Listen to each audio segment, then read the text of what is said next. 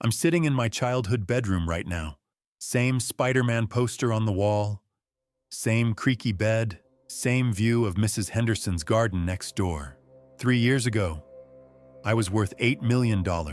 Today, I'm eating cereal my mom bought because I can't afford groceries. You know what's crazy? I thought I was smart. I thought I had it all figured out. Man, was I wrong. This is the story of how I became a crypto millionaire at 25 and how I lost it all before I turned 28. And if you think you know how this ends, trust me, you don't. Let me take you back to 2019. I was working at a small marketing agency in Denver. Nothing fancy, you know? Just grinding it out, making $42,000 a year, splitting rent with 2 roommates who left dirty dishes in the sink for weeks. But I had this thing about Bitcoin. See, my cousin Marcus had been talking about it since 2017. He was one of those guys who read every crypto forum, watched every YouTube video, lived and breathed this stuff. Most people thought he was crazy. I thought he was crazy too. Till one night, we're at a family barbecue, and Marcus pulls out his phone, shows me his portfolio, $200,000 from a $15,000 investment. I nearly choked on my burger. "Jake," he said, "this is just the beginning, man. We're still early." That word stuck with me. I went home that night and couldn't sleep. I kept thinking about my student loans, my crappy apartment, my boss who treated me like I was invisible. I was tired of being broke, tired of checking my bank account and feeling that pit in my stomach. So I started researching and researching some more. By October 2019, I had saved up $3,000. Every penny I could spare went into Bitcoin. I'm talking rice and beans for dinner, walking to work instead of taking the bus, buying generic everything. My roommates thought I'd lost my mind. "You're gambling with your future," Dave said. He was studying to be an accountant, very practical guy. "Maybe," I told him. "But what if I'm investing in it?" Bitcoin was sitting around $8,000 back then. I bought in at various points, dollar cost averaging like I'd read about in all those forums. Nothing crazy, just consistent. Then November happened. I woke up one morning and checked my phone. Bitcoin had jumped to $12,000 overnight. My $3,000 was now worth $4,500. I made $1,500 while I was sleeping. You know that feeling when you're a kid and you find money in your old jacket pocket? Multiply that by 1,000. That's when I knew. This was it. This was my ticket out. 2020 was the year everything changed. Not just for me, for everyone. The pandemic hit, the world went crazy, and governments started printing money like it was going out of style. And Bitcoin went absolutely insane. I was glued to my phone 24/7. Price alerts, news feeds, Twitter, Discord, Reddit. If there was a crypto conversation happening somewhere, I was part of it. I learned about altcoins, Ethereum, DeFi, NFTs, all these new ways to make money that most people didn't even know existed. My girlfriend Sarah thought I was losing it. "You check your phone every 5 minutes," she said. Even during dinner, even during movies, she wasn't wrong. But she didn't understand what was happening. None of them did. While they were worried about their jobs, I was making more money in a day than they made in a month. By summer 2020, my portfolio was worth $20,000. By fall, it was $50,000. By Christmas, it was over $100,000. I quit my job in January 2021. Best decision I ever made. Or so I thought. 2021 was like riding a rocket ship to the moon. Everything I touched turned to gold. Bitcoin, Ethereum, Solana, Cardano, Polygon. I had this sixth sense, you know? I could feel when something was about to explode. I bought Solana at $12, sold it at $220. I got into DeFi early. Yield farming, liquidity pools, staking. I was making passive income while I slept. My portfolio hit $500,000 in March. $1 million in May, $2 million in August, $3 million in October. By November, I was worth over $8 million. $8 million. Do you know what it feels like? To go from eating ramen noodles to having enough money to buy a house in cash? I moved out of my crappy apartment and into a penthouse downtown. Bought a Tesla, then a Porsche, then a BMW just because I could. I was living like a king. Expensive restaurants every night, designer clothes, first-class flights to wherever I wanted to go. I remember calling my mom. "Mom, I'm rich," I told her. Really rich. She was quiet for a long time. "Just be careful, honey," she said. "Money changes people." I laughed. "Mom, I'm not changing. I'm just finally living the life I deserve." Man, I was so arrogant. I became that guy. You know, the guy at parties who won't shut up about crypto. The guy who pays for everything and makes sure everyone knows it. The guy who thinks he's a genius because he got lucky. I started a YouTube channel, Jake's Crypto Corner. Posted videos about my trades, my lifestyle, my philosophy. I had subscribers who hung on every word. I felt like a prophet. People would message me asking for advice. What should I buy? When should I sell? How did I know? I started believing my own hype. I convinced myself I was special, that I had some kind of gift, that I understood the market better than everyone else. I started taking bigger risks, leverage trading, futures, options, all the stuff the smart money told you to avoid. But I was making money hand over fist. Every risky trade paid off. Every crazy bet printed cash. Sarah left me in the summer of 2021. "You're not the same person," she said. "You've become someone I don't recognize." I was hurt, but I didn't let it show. "Your loss," I told her. "I'm sure there are plenty of girls who'd love to date a millionaire."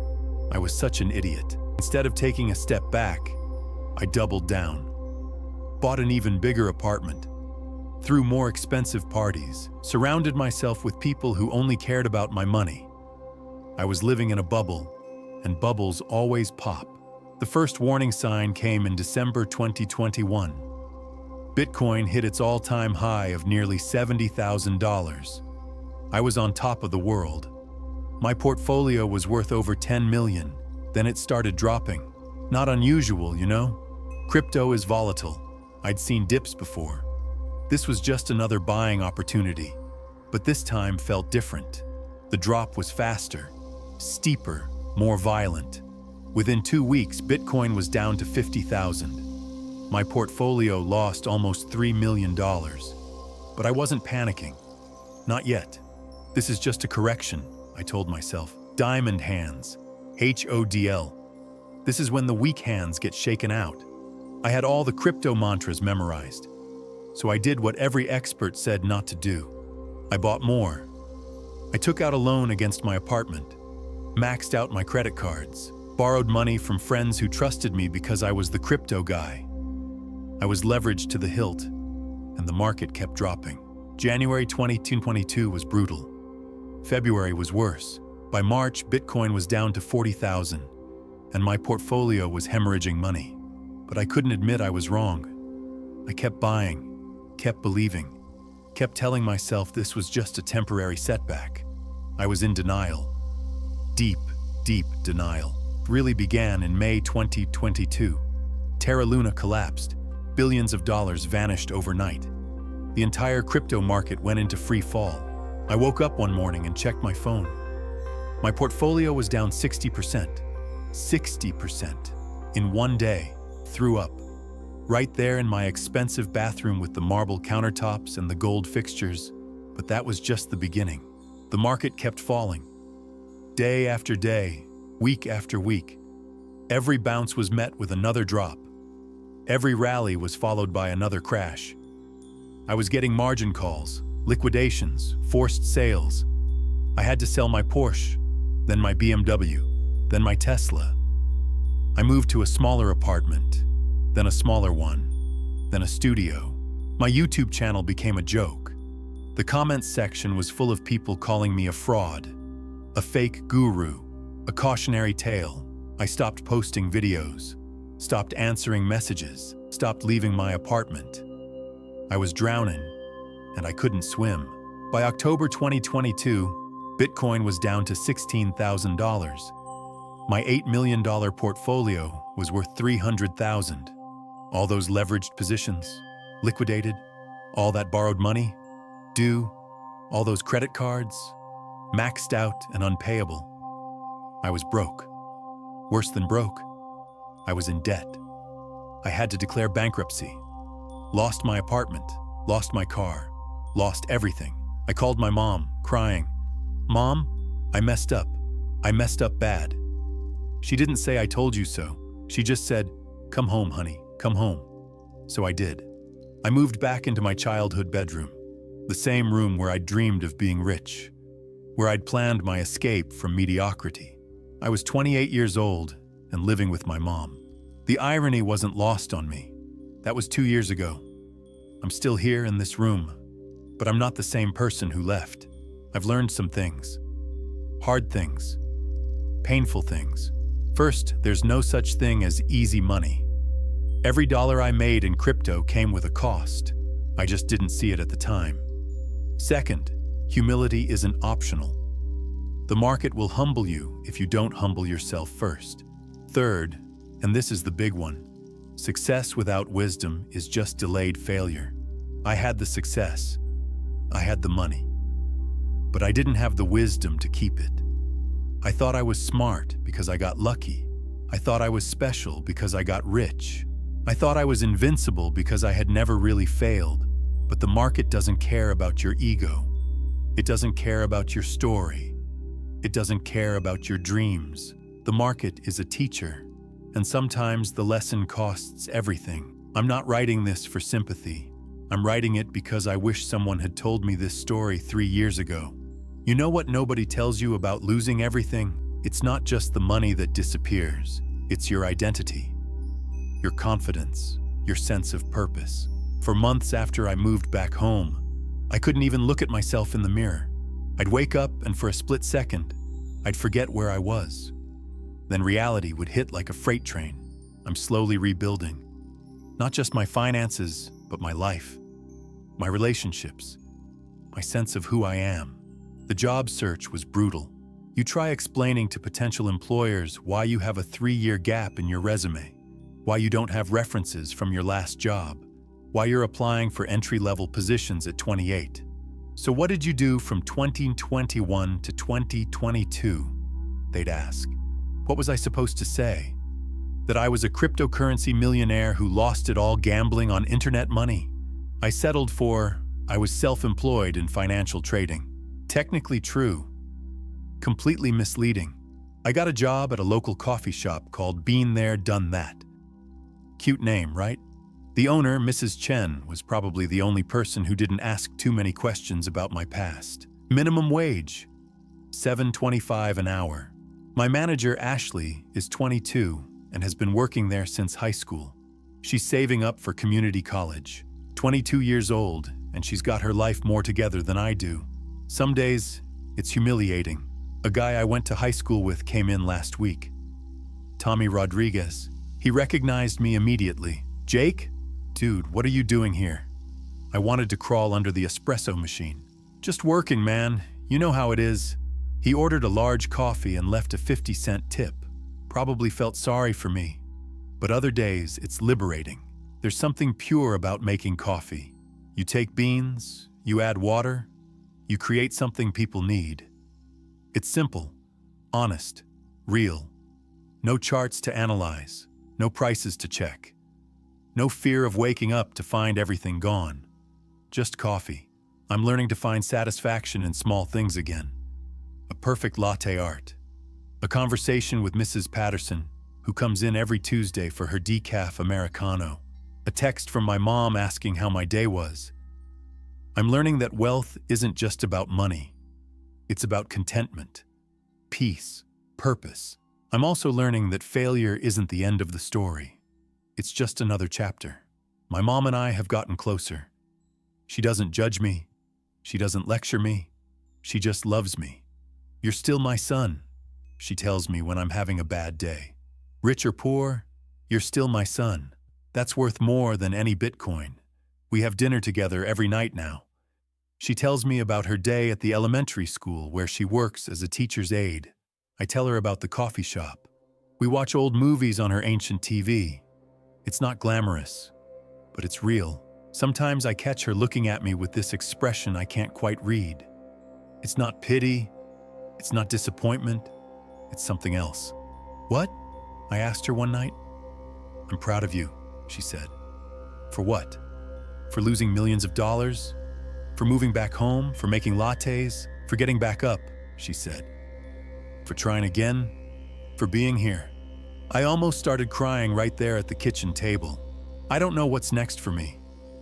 I don't have a grand plan or a comeback story mapped out. The truth is, I'm terrified of making big plans again. Last time I had a vision for my future, it involved yachts and private jets and never working again. Look how that turned out. What I do have is perspective. I understand now that the person I was at the peak wasn't someone I liked very much. I was arrogant, selfish, reckless. I remember this one time, I was at a fancy restaurant in downtown Denver. The kind of place where they don't list prices on the menu. I was with this girl I'd met at a crypto conference. She was nice enough, but I could tell she was more interested in my portfolio than my personality. The waiter brought us the wine list. I picked the most expensive bottle without even looking at what it was. $400 for a bottle of wine I couldn't even pronounce. Are you sure? The girl asked. That's really expensive. I laughed. $400? I make that in 10 minutes. She looked impressed. I felt like a big shot. But now I think about it differently. $400 was more than I make in a week at the coffee shop. More than some people make in a day. More than my mom spends on groceries in a month. I was so disconnected from reality, so oblivious to what money actually meant. The crash didn't just take my money. It took my illusions about who I was. In a weird way, I'm grateful for it. I'm still interested in crypto, still believe in the technology. But I'm not obsessed anymore. I'm not looking for the next get-rich-quick scheme. I check Bitcoin prices maybe once a week now, just out of curiosity. It's hovering around 40,000 as I write this. Higher than when I lost everything, but nowhere near the highs. Sometimes I do the math. If I'd just held onto my original investment, the $3,000 I put in back in 2019, I'd still be up quite a bit. Not rich, but comfortable. But I couldn't just hold. I had to get greedy. I had to go for the home run. I'm looking for the next right thing to do now. Maybe that's starting a business. Maybe it's going back to school. Maybe it's just being a better son, a better friend, a better person. I've been thinking about taking some classes at the community college. Marketing, maybe. Or business, something practical. Ashley, my manager at the coffee shop, is doing exactly that. She works full-time, goes to school part-time, and somehow manages to save money. She's got a real plan. How do you do it? I asked her one day during a slow afternoon. Do what? Keep it together. Stay focused. Not get distracted by get-rich-quick schemes. She laughed. I don't have enough money to gamble with. I need every dollar I earn. Smart girl. Smarter than I was when I was her age. I don't know yet what my future looks like, but I'm not in a hurry to figure it out. For the first time in years, I'm not rushing toward anything. I'm not chasing the next big thing. I'm just trying to be present where I am. That's harder than it sounds when you're used to living in the future, when you're used to thinking about what you're going to buy next, where you're going to live, what your life will look like when you make it big. But it's also more peaceful. Here's what I want you to understand.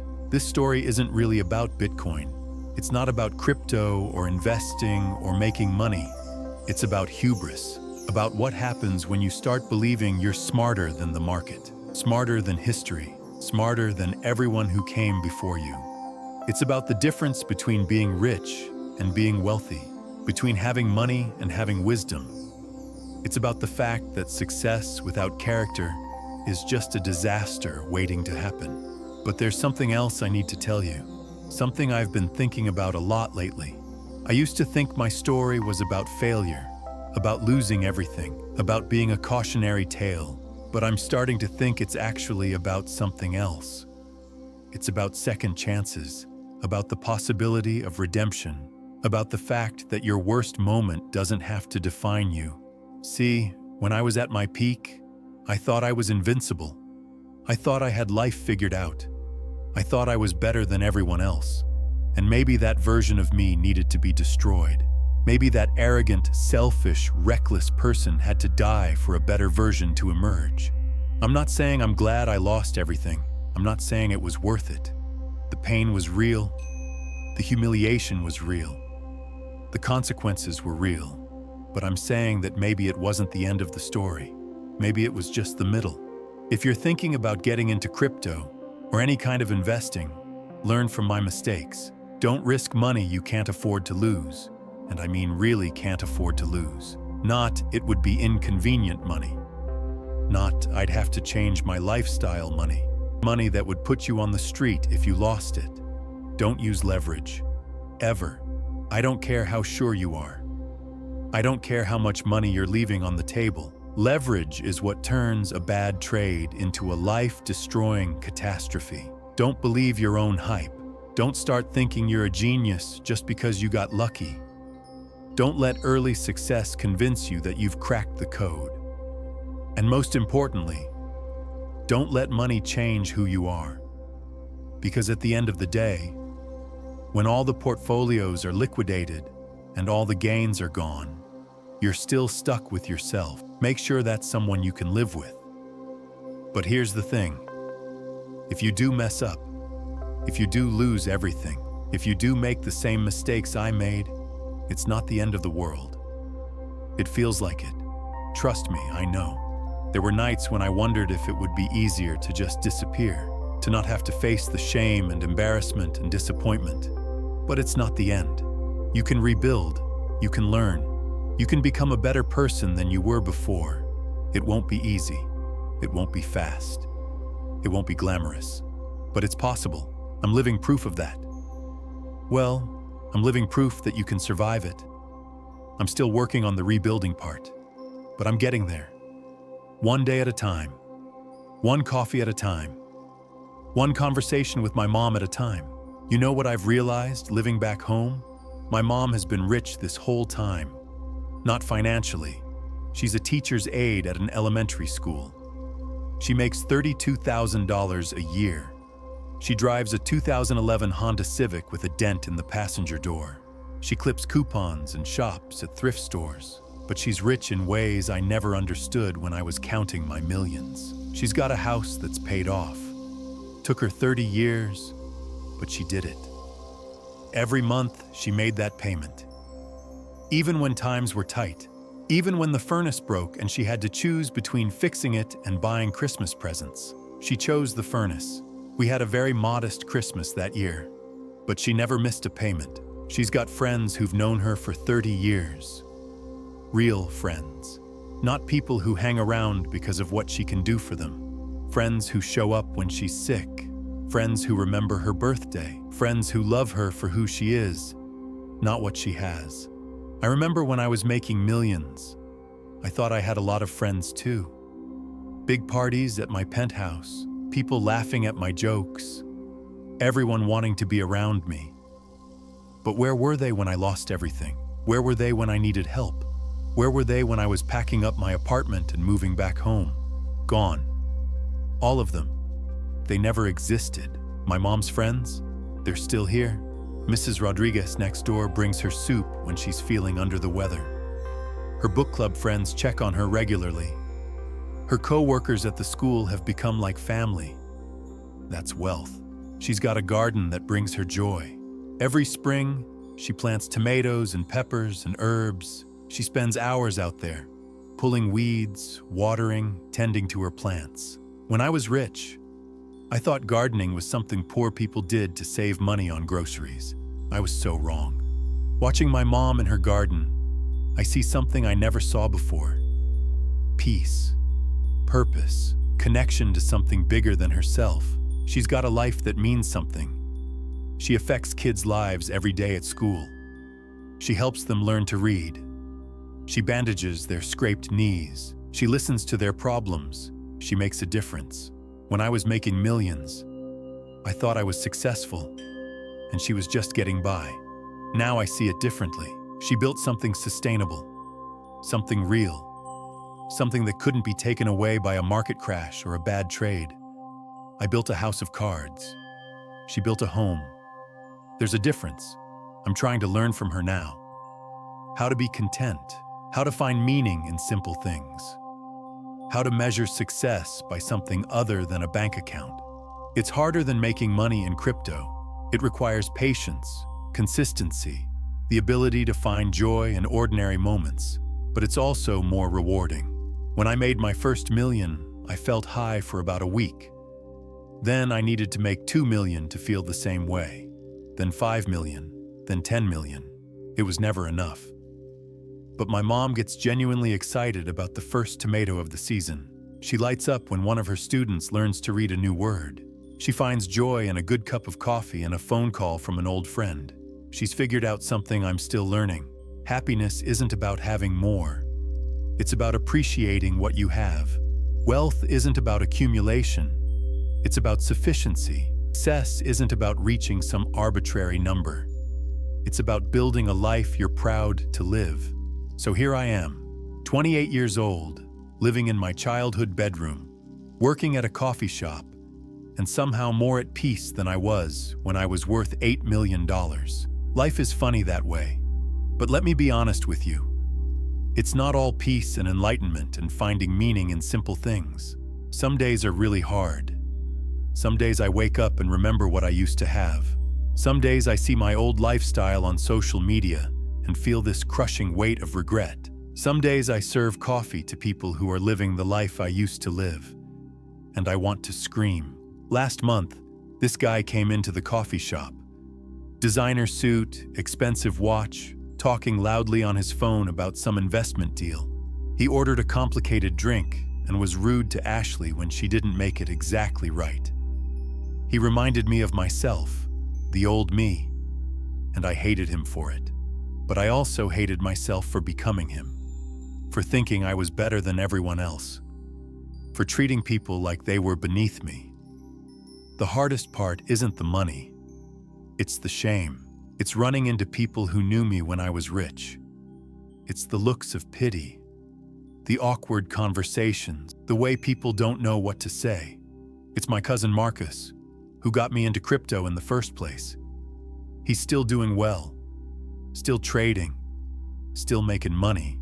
He feels guilty, I think, like he's responsible for what happened to me. "I never told you to leverage everything," he said when he visited last month. "I never told you to quit your job. I never told you to take out loans." He's right. He didn't.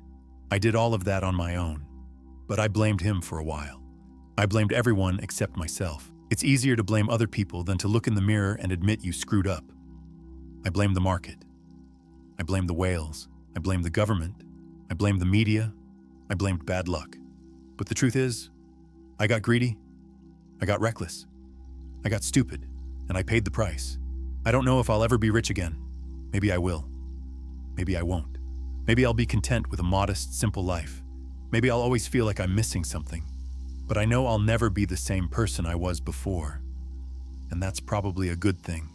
The Jake who lost everything was arrogant and reckless and thought he knew everything. The Jake who's rebuilding is humble and careful and knows he has a lot to learn.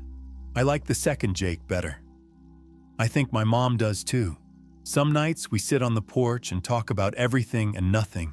She tells me stories about when I was little, about how proud she was when I learned to ride a bike, about how worried she was when I moved out. "I knew you were going to fall," she said one night. "I just didn't know how hard. Why didn't you warn me? Would you have listened?" I thought about it. Would I have listened if she'd told me to be careful? If she'd warned me about the dangers of leverage and greed and thinking I was smarter than the market? Probably not. I thought I knew better. I thought I was different. I thought I was special. "No," I admitted. "I wouldn't have listened. That's why I just loved you," she said, and waited for you to come home. Sometimes the people who love us most have to let us make our own mistakes, even when it breaks their hearts to watch. If you're still listening, thanks. I know this wasn't some feel-good success story, but hey, life isn't always like that. I lost a lot. I'm still picking up the pieces. Some days are better, some suck, but I'm still here, still trying. And maybe that's enough right now. If you've ever screwed up big or had to start from scratch, you're not alone. Tell me your story in the comments. Maybe we'll all feel a little less alone. All right, that's it from me. This is Jake signing off. Still broke, still learning, still here.